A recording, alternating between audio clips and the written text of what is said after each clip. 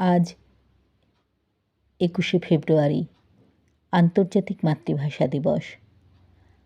আজকের এই দিনটিতে আমাদের বাংলাকে জাতীয় মর্যাদা দেওয়ার জন্য অনেক সংগ্রাম করতে হয়েছিল আমাদের ভাইদের।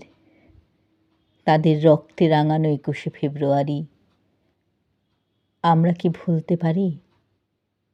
তাই আজকের দিনটিতে তাঁদের প্রতি শ্রদ্ধার্ঘ্য নিবেদন করে আমার নিবেদন কবি যশোধরা রায়চৌধুরীর কবিতা ২১।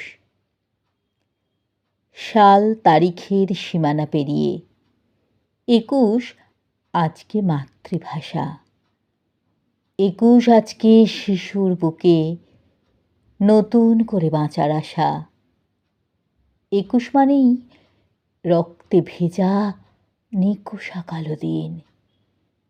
২১ মানেই সবার মনে বাজছে খুশির বিন। ২১ মানেই ঝাপসা আকাশ, মায়ের চোখে জল।